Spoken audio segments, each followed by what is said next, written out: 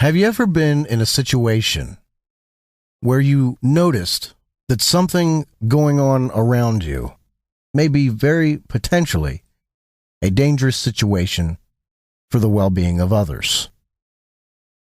Have you ever been in that situation and ignored it, perhaps because you were too busy or didn't want to get involved?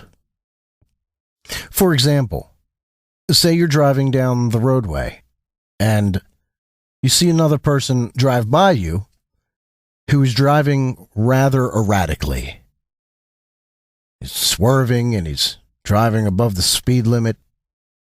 And though you've already passed him, you think to yourself, that might be a dangerous situation. But then you keep on going with your own personal business rather than taking the time to contact the authorities and let them know about this erratic driver that could be potentially dangerous to other passersby, or to pedestrians, or to other drivers, or even to himself. If something were to happen where that driver wound up taking the lives of an entire family by wrecking his vehicle into theirs, or running over them as they cross the street in a crosswalk, if that were to happen, would you then blame the driver for being erratic and put all the blame, 100% of the blame, on the driver if you hadn't called the authorities?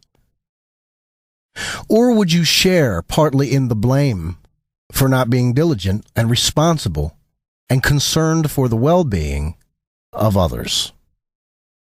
This is much like the situation that David found himself in when he was fleeing for his life, being pursued by King Saul, who was angry at and jealous of David. You recall they were warring in 1 Samuel chapter 18. And David and Saul were returning from striking down the Philistines, and the women came out to meet them from all the cities, singing and dancing, with tambourines and songs of joy. And they were singing, Saul has struck down his thousands, and David his 10,000s. This was a pretty big turning point in the relationship between King Saul and David. But if you recall, as things went on, as Saul became demon-possessed, and eventually, through his anger, he hurled a spear at David and tried to kill him. And then, eventually, Jonathan, Saul's son, who was David's best friend, shot an arrow at a particular distance that let David know that it was for sure Saul was trying to murder David. And so David fled to the city of Nob, and there he met Ahimelech the priest. And so the priest Ahimelech helped David out and gave him some bread and so on in his flight from the murderous pursuit of Saul. But while David was there, it says in 1 Samuel chapter 21, verse 7, Now a certain man of the servants of Saul was there that day, detained before the Lord. His name was Doeg, the Edomite, the chief of Saul's herdsmen. Now that's just kind of thrown in there. It doesn't seem like it belongs in the text right there.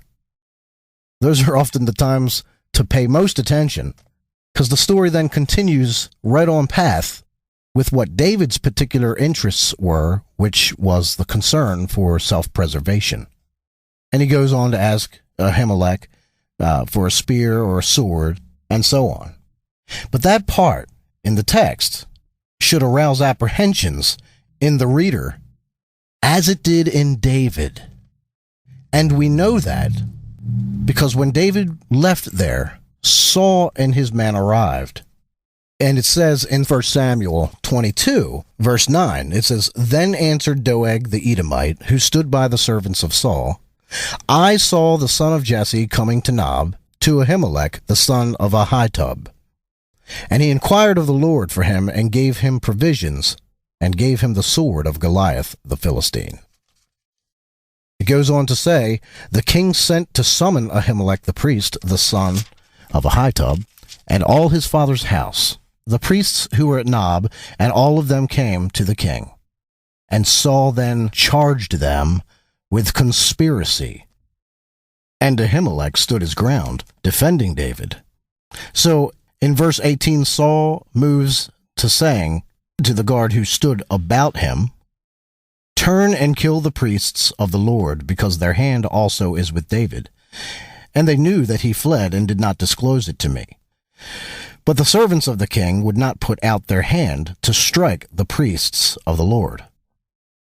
And we can see here that Saul is so insane to destroy David and in his commands to slay the priests that his own men found it necessary to go against him. But then here it is. Here's that name again. Then the king said to Doeg, remember Doeg the Edomite, who was standing amongst David and Ahimelech when David was seeking help. Saul says, you turn and strike the priests. And Doeg the Edomite turned and struck down the priests, and he killed on that day 85 persons who wore the linen ephod. And Nob, the city of the priests, he put to the sword, both man and woman, child and infant, ox, donkey, and sheep, he put to the sword. It's actually striking that Saul wipes out an entire city, leaving nothing left, when it was wrong to do it, but when it was right to do it and commanded by the Lord to totally slaughter the Amalekites as judgment because their sin cup was completely full and running over, he failed to do that.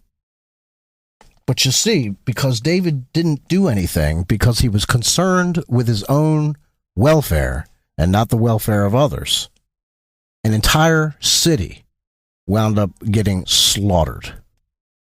The text then says, but one of the sons of Ahimelech, the son of Ahitub, named Abiathar, escaped and fled after David.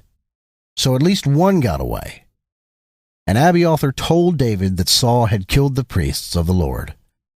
And David said to Abiathar, I knew on that day, when Doeg the Edomite was there, that he would surely tell Saul.